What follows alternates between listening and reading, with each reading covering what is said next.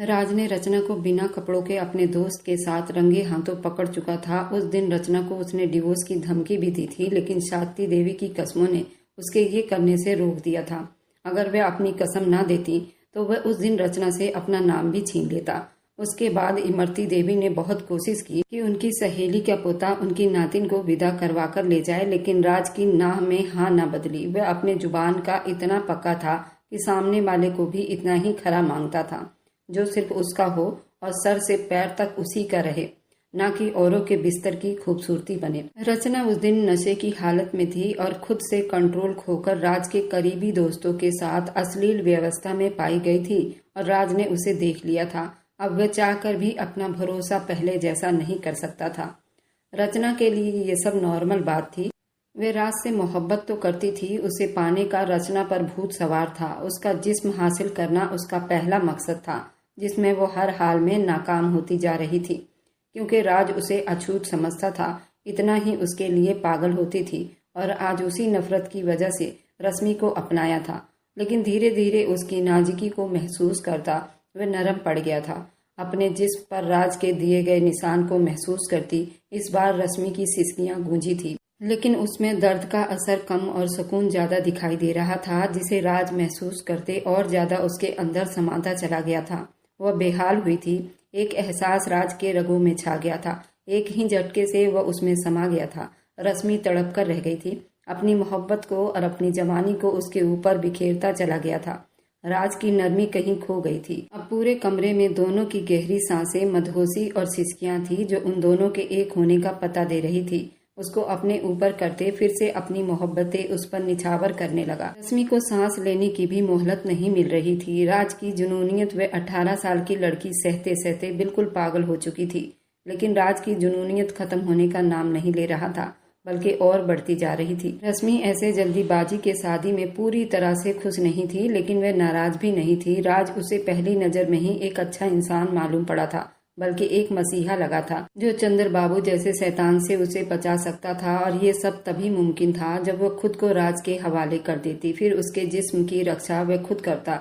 जब उस पर अपनी मोहर लगाता, राज एक लंबी सांस छोड़ता जिसकी पहचान उसका नाम ही था। वह राज था जो उसके पिता और चंद्र बाबू से टक्कर ले सकता था। यही वजह थी कि वह राज के शादीशुदा होने के बावजूद भी उससे शादी कर बैठी थी, जिसे राज ने जल्दी एक्सेप्ट करते उसे अपनी धर्म पत्नी बना लिया था। राज प्लीज आराम से उसकी मोहब्बतों से निढाल होते वे आंखें नीचे टूटते बिखरते सांसों में बोली, जिस पर राज की मोहब्बतों ने और ज्यादा बढ़ावा किया। वह बिना किसी बनाव सिंगार के वह इतनी खूबसूरत लग रही थी कि वो बिना रुके अपना काबू खोते उसकी जान होठों पर लाता, एकदम उसे तसल्ली देता, लंबी सांस छोड़ा था।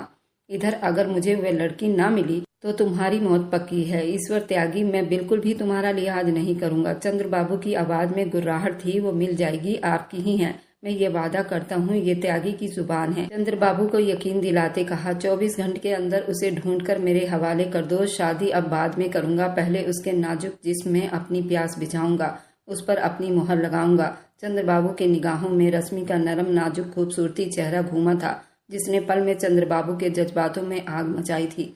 मुझे वह लड़की हर हाल में चाहिए, हर हाल में, वरना सबको जलाकर राख कर दूंगा, सब कुछ बर्बाद कर दूंगा। ईश्वर त्यागी, चंद्र बाबू ने ऊंची आवाज में उसे ललकारा तो ईश्वर त्यागी ने अपने होंठ पीच लिए। चंद्र बाबू एक बहुत बड़ा स्मगलिंग का सप्लायर था। नई और खूबसूरत लड़कियों की भी खरीदारी करता था। कोई भी नई लड़की आती तो सबसे पहले उस लड़की के साथ चंद्र बाबू एक रात बिताता, उसके बाद उस लड़की को बेच देता। और रश्मि उसे पहली नजर में ही पसंद आ गई थी, इसलिए उसने ईश्वर त्यागी से रश्मि का हाथ मांग लिया। ईश्वर त्यागी उसके हर गलत काम में उसका साथ देता था। बरसों से उसने अपनी रश्मि को छुपा कर रखा था, लेकिन एक दिन चंद्रबाबू की नजर उस पर पड़ी और अपने कर्ज के बदले चंद्रबाबू ने उससे रश्मि की डिमांड करी, वरना जो कर्ज ईश्वर त्यागी ने चंद्रबाबू से लिया था वह उसे वापस करके अपनी बेटी को बचा सकता था। लेकिन ईश्वर त्यागी ने किसी तरह रश्मि को चंद्रबाबू के साथ शादी करने पर राजी कर लिया था। लेकिन एन टाइम पर शादी वाले दिन ही उसे ये पता चल गया कि उसके पापा जिस आदमी से उसकी शादी कर रहे हैं वह एक अच्छा इंसान नहीं है, वह बहुत बड़ा गुंडा है। इसी वजह से वह शादी वाले दिन ही घर से भाग आई थी और अभी तक कोई भी पता नहीं लगा सका था कि वह कहाँ है। सुबह राज की आंख खुली तो रश्मि को गहरी नींद में पाया। उसके सीने पर सर रख के गहरी नींद में सोई थी। उसके मध्यम सांसें महसूस करती राज के चेहरे पर एक भरपूर मुस्कान ने छुआ था। उसके अंदर की मोहब्बत को सिंचाई मिली थी, लेकिन शायद ये भी थोड़े वक्त के लिए हो। एक बार फिर से उसके अंदर अपनी पत्नी की प्यास जागी थी, जिस पर अपने होठों का निचला किनारा दांतों में दबा गया, क्योंकि सारी रात उसने उसे एक पल के लिए सोने नहीं दिया था और अभी थोड़ी देर पहले ही वह नींद में गई थी। लेकिन एक बार फिर उसके बालों में हाथ चलाता वह उन पर अपने होंठ लगा गया। एक अजीब सी प्यास जागी थी उसके अंदर। रात के मोहब्बत के बाद उसे और ज्यादा बेचैनी हो रही थी, जिसे वह खुद भी समझ नहीं पा रहा था। अचानक से उसे अपने नीचे करते वह फिर से उस पर मोहब्बतें बरसाता चला गया। रश्मि फिर से आनाकानी करती उसे बचने की कोशिश कर रही थी। अपनी गर्दन पर गीला होंठ महसूस करते हुए नींद में गहरी सांस भरते बड़ी घबराहट में राज को खुद से दूर झटक गई, जिस पर राज का दिमाग घूमा और अगले ही पल वह उसके ऊपर होता उसकी सांसें रोकने के करीब आ गया था। रश्मि घबराकर आंखें खोलती राज को शर्माती हुई देखने लगी। वह उसकी घनी पलकों को नरमी से छूता, वह उसके होंठ पर झुकता उसे पागल कर गया था। एक बार फिर से राज को रात वाले रूप में देखते हुए दिल जान से कांप उठी थी। राज प्लीज, अभी नहीं, मुझे बर्दाश्त नहीं हो रहा। वह आंखों में आंसू लिए बोली। अच्छा, अभी दर्द ठीक कर देता हूँ तुम्हारा। उसके जिस्म के हर अंग को धीरे धीरे चूमते और सहलाते उसके नाजुकी को नजरअंदाज करता फिर से अपना जुनून उस पर निछावर करने लगा। रश्मि की आंखों से आंसू बहते तकियों को भिगो रहे थे, जबकि राज अपनी मोहब्बत से उसकी जान फिर से निकालने को तैयार बैठा था। वह उसे सावर के नीचे खड़ा किए खुद ही उसे नहला रहा था, जबकि वो बच्चों की तरह उससे आनाकानी कर रही थी, जो उसे बहुत बेशरम और ढीठ दिखाई दे रहा था। अरे अब क्यों रो रही हो? अब तो कुछ नहीं किया मैंने। वह सावर बंद करते उसे बाट टप में पटकते प्यार भरी शब्दों में बोला। आप बहुत जालिम हैं। वह आंसू पोंछते बोली। एक ही रात में तुमने मेरा बुरा हाल कर दिया। वह आईब्रो ऊपर करते उसे बाहों में भरते बाहर लाया और ड्रेसिंग रूम में बिठाते टॉवल से उसका बाल सूखा करने लगा। उसे बिल्कुल बच्चों की तरह ट्रीट कर रहा था। टॉवल सर पर रखे वह उसके माथे तक लाया हुआ था। उसके लाल होंठों को देखते राज ने फिर से प्यार भरी मोहब्बत की। रश्मि ने उसे जोर से चुटकी काटी।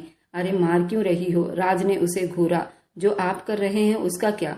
इतना पागल दीवाना कौन होता है? रात से अब तक आपने मुझे पागल कर दिया है। एक तरफ मुझसे नफरत करते हैं और दूसरी तरफ ये सब नरम शब्दों में पलके गिराए शिकायत कर रही थी। उस वक्त गुस्सा था, मैं तुमसे नफरत क्यों करने लगा? वह अब की बार गंभीर हुआ। गुस्सा किया क्योंकि तुमने मुझसे झूठ बोला था। वह उसका एक ड्रेस अलमारी से निकालता उसकी तरफ बढ़ाया। तो ये ड्रेस कब लाए आप? वह हैरान होती उसके हाथ में से ड्रेस देखती बोली।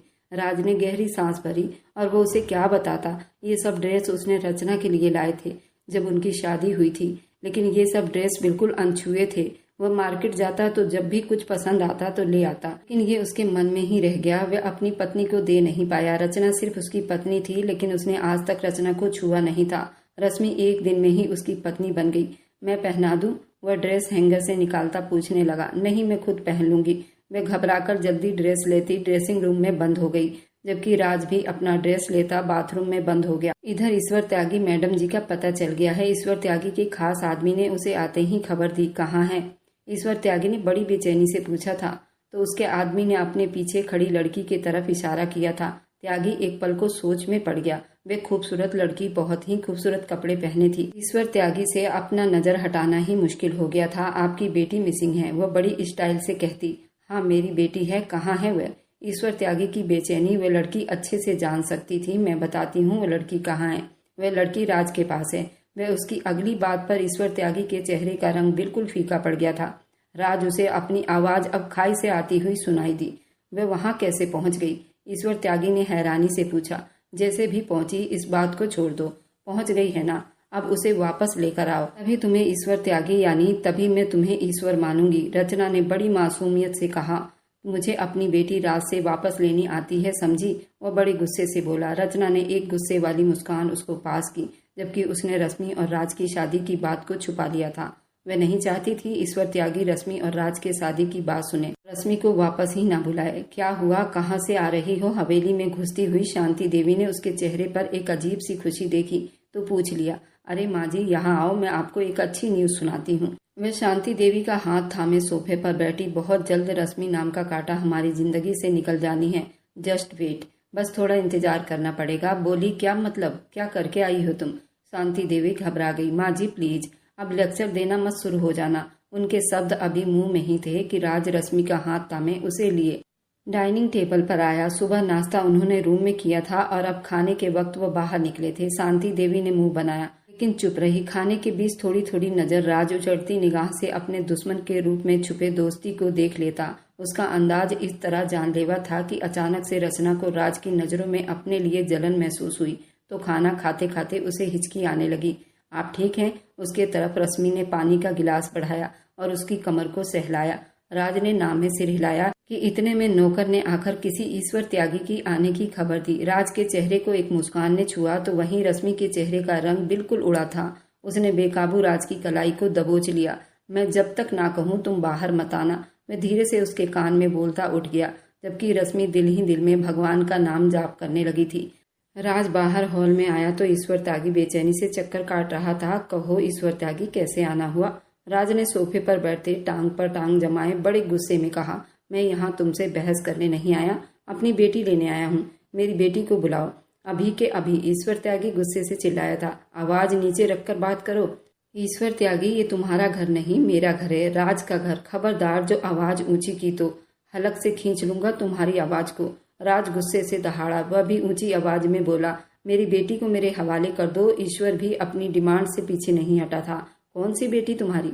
बेटी वो यहाँ जब आई थी तो ईश्वर त्यागी की बेटी थी, अब वो राज की पत्नी है। राज की कड़कदार आवाज पर ईश्वर त्यागी ने अपनी मुट्ठियां जोर से बंद की। नामुमकिन, ऐसा हो ही नहीं सकता। मेरी बेटी मेरे साथ ऐसा बिल्कुल नहीं कर सकती। ईश्वर त्यागी का दिल बुरी तरह से धड़क रहा था।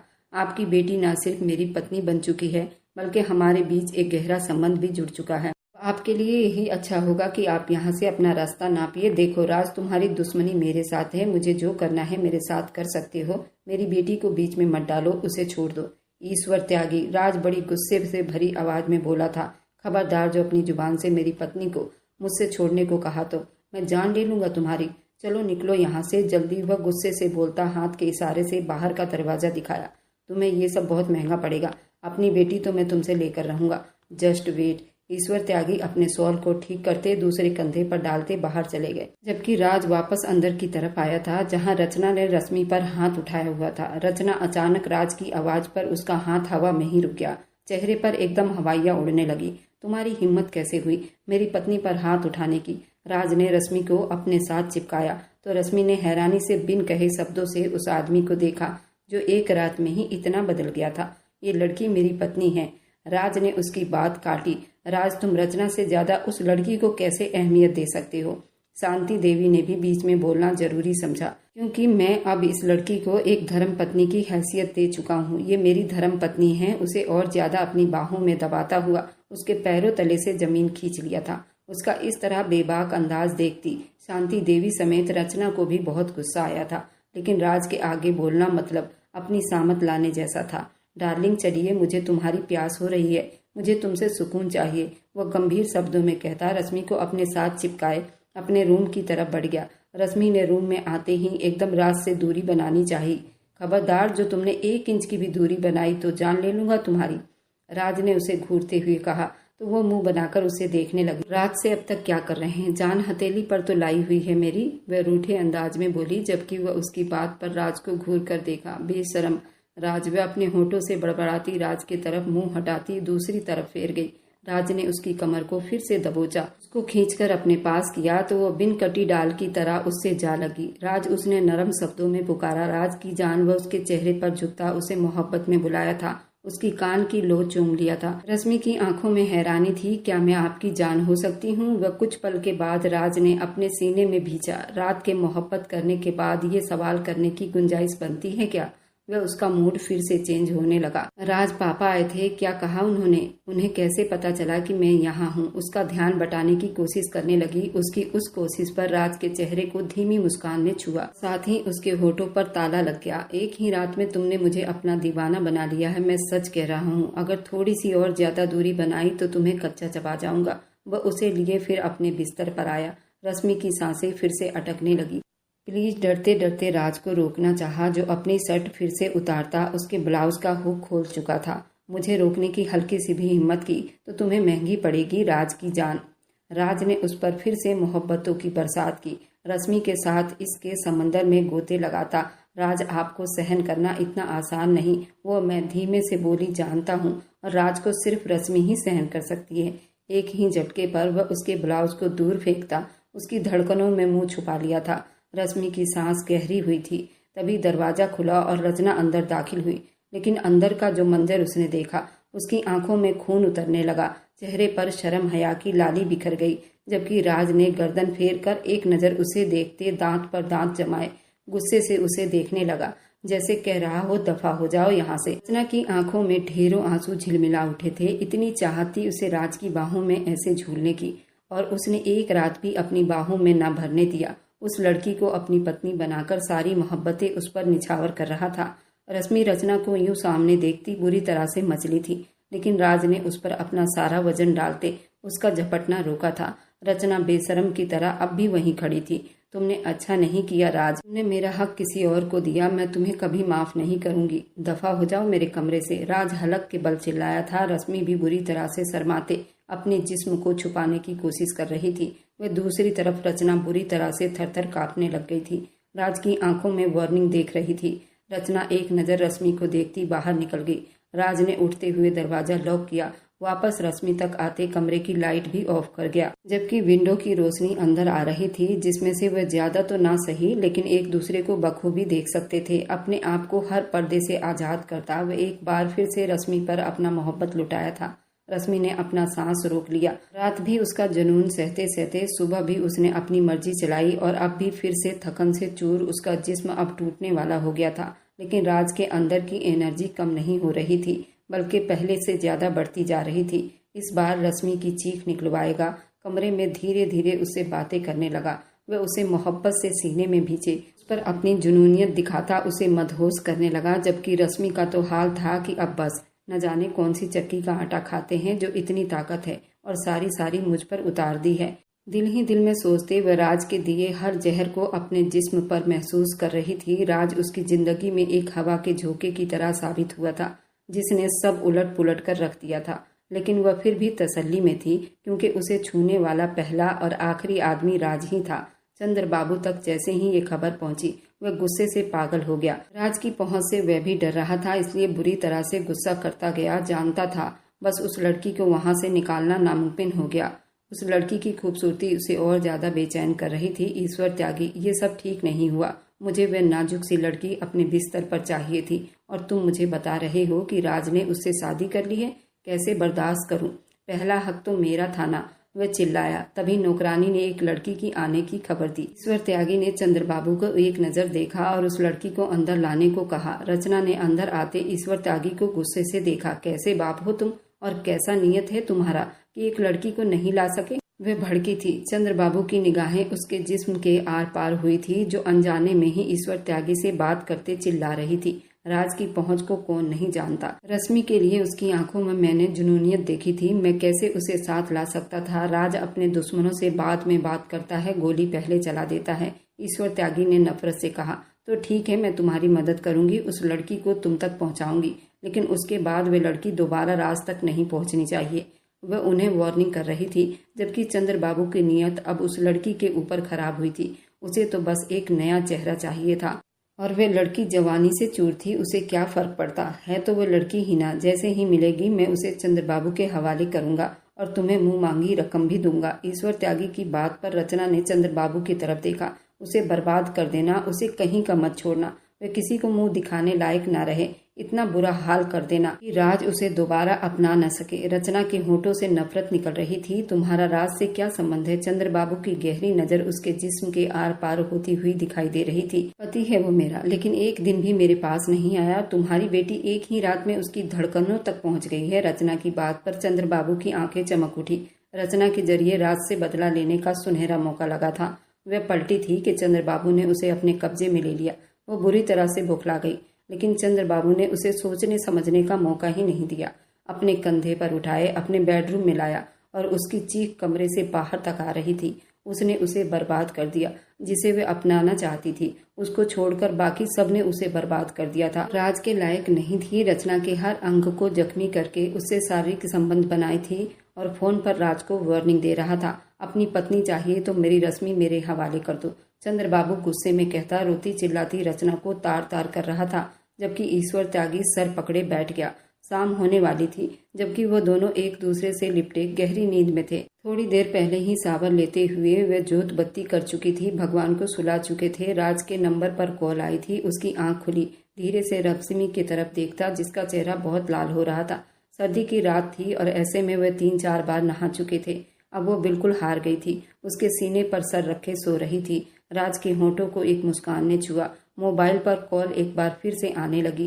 राज ने कॉल रिसीव की और आगे से जो खबर उसको सुनने को मिली, उसको लगा उसकी सांसें थम गई हों। आंख नीचे कॉल बंद करता, क्योंकि चंद्रबाबू ने वीडियो कॉल की थी। जिस हाल में रचना थी उसे देखकर उसकी हालत खराब हो रही थी। रचना पूरी तरह जख्मी थी, जो भी था, लेकिन वे अभी भी उसकी पत्नी थी। रश्मि का सर बहुत आराम से तकिए पर रखते खुद जल्दी उठता ड्राइंग रूम में बंद हुआ था। तैयार होता बाहर निकल गया। वहां पहुंचा तो चंद्रबाबू फरार हो चुका था। वह रोते हुए गहरी सांस भरते बोली। राज उसे जल्दी से अस्पताल ले गया। राज ने अपनी शर्ट उतारकर उसके पूरे शरीर को ढकने की कोशिश की। गुस्से से बोली, मुझे मर जाने दो राज, मैं इस सब की खुद जिम्मेदार हूँ। मैं बहुत बुरी हूँ, ना अच्छी बेटी बन सकी, ना अच्छी पत्नी। मैं तो अच्छी इंसान भी नहीं बन सकी। रश्मि की इज्जत का सौदा करने आई थी और अपनी इज्जत गंवा बैठी। वह दोनों हाथों में अपना चेहरा छुपाए फूट फूट कर रो दी। उसकी बात पर राज ने अपने होंठ बुरी तरह से भींच लिए। उसका जी चाहा कि सामने उस लड़की का गला घोंट कर मार डाले, लेकिन वह अपने किए की सजा भुगत चुकी थी। धीरे से उसे अपने बाहों में उठाते बाहर लेकर आया। पहली बार राज ने उसे छुआ था, जबकि कई लड़कों के साथ उसका संबंध रह चुका था। रचना ने बड़ी तरसती नजरों से उसे देखा, जिसको पाने के लिए वह कई बिस्तरों तक गई, लेकिन आज उसी के नजरों में बुरी तरह से गिर चुकी थी। और जब उसने छुआ तो वह उसका आखिरी दिन था। अस्पताल पहुंचते कुछ ही देर में रचना ने दम तोड़ दिया था। वह अपनी कर्मों की सजा भुगत चुकी थी। कई दिनों की कोशिश के बाद चंद्रबाबू भी पकड़ा गया था। उसका पूरा टीम पकड़ा गया था। चंद्रबाबू जेल में था और उसको फांसी की सजा सुनाई गई थी। ईश्वर त्यागी ने राज के पास आते उसे माफी मांगी। वह चंद्रबाबू का कर्जदार था, इसलिए उसने ये सब किया था। लेकिन उन्हें खुशी थी कि उनकी बेटी एक सुरक्षित हाथों में पहुंच चुकी थी, जो उसकी रक्षा करना अच्छे से जानता था। रश्मि ने राज के तरफ देखा, जैसे परमिशन मांग रही हो कि वह बाप के गले लग जाए। राज ने उसे घूरा था। उसका अपने सामने किसी और को अहमियत देना भी राज को चुभता था। आप मेरे सगे पिता हैं, लेकिन कभी मुझे सौतेलीपन का एहसास नहीं होने दिया, सिवाय उन पलों में जब चंद्रबाबू से शादी करने वाले थे। बहुत अकेलापन महसूस किया था मैंने। तब रश्मि की आंखें भीग गई थी तो ईश्वर त्यागी ने उससे माफी मांगी। वे जा चुके थे। रश्मि ने बड़ी आस भरी नजरों से एक सवाल किया, आखिर तुम अपनी पहली पत्नी से इतनी नफरत क्यों करते थे? और जब नफरत करते थे तो फिर शादी क्यों की थी? उसकी दादी की सहेली की नातिन थी। इन दोनों की शादी बचपन में ही तय हो गई थी। राज विदेश चला गया था। उस समय इन दोनों के बीच कोई बातचीत नहीं थी। जब राज विदेश से लौटा तब रचना उसे देखकर बहुत खुश हुई थी। रचना और राज का स्टेटस बिल्कुल सेम ही था। रचना शुरू से ही बिगड़ैल लड़की थी। वह शादी से पहले ही राज के साथ वह सब कुछ कर लेना चाहती थी, लेकिन राज अपना संस्कार नहीं भूला था। वह ये सब नहीं चाहता था। शादी के बाद ही रचना से वह सब कुछ कर सकता था, लेकिन रचना ने बहुत जल्दबाजी की और एक पार्टी का कहकर राज को उसमें बुलाया गया था। उस वक्त रश्मि बिल्कुल नशे में धुत थी। राज के दोस्तों के साथ ही राज को वो बिन कपड़ों के मिली थी। राज के पैरों तले से जमीन निकली थी। शादी को सिर्फ 1 हफ्ता बाकी था।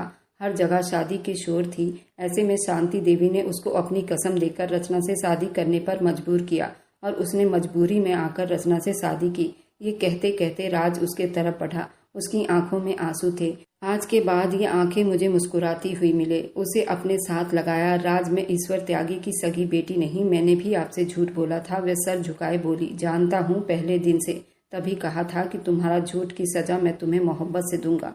वह उसके माथे पर होंठ रखकर बोला, अब छोड़ो इन सब बातों को। मुझसे ज्यादा किसी और को फोकस करती हो। मुझे बहुत गुस्सा आता है। वह उसके गालों में दांत गाड़ता बोला, हे भगवान राज, आप तो मोहब्बत के प्यासे बन गए हो। आज रात बनूंगा। रश्मि राज की मोहब्बत और उसकी सच्ची मोहब्बत में दिन ब दिन निखरती जा रही थी। उसके चेहरे पर चहक राज को बहुत अच्छे लगते थे। एकदम से वह अपनी बाहों में भर गया। राज, वह एकदम डर गई। क्या हुआ? इतना डर कैसा?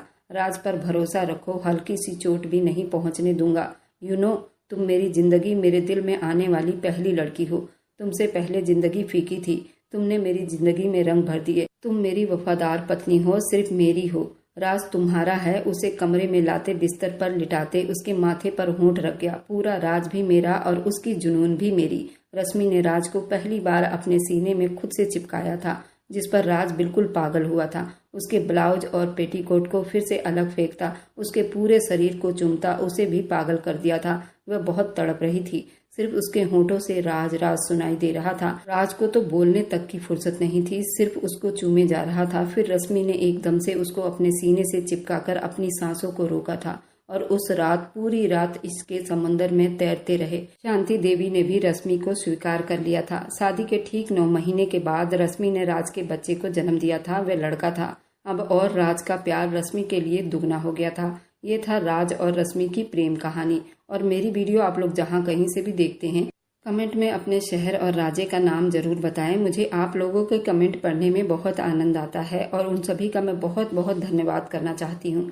जो लोग मेरी वीडियो को देखते हैं, लाइक करते हैं और शेयर करते हैं। अगर आपको आज की कहानी पसंद आई है तो वीडियो को जरूर लाइक कीजिएगा और अपने दोस्तों के साथ शेयर भी कीजिएगा। और हाँ, अगर आपने अभी तक हमारे चैनल को सब्सक्राइब नहीं किया है तो जरूर सब्सक्राइब कर लीजिए। मिलते हैं हम अपनी कल की एक और नई दिलचस्प कहानी के साथ। मुझ पर सदा अपना प्यार और स्नेह बनाए रखें। सभी को मेरा प्यार भरा नमस्कार दोस्तों। खुश रहें, स्वस्थ रहें, मस्त रहें।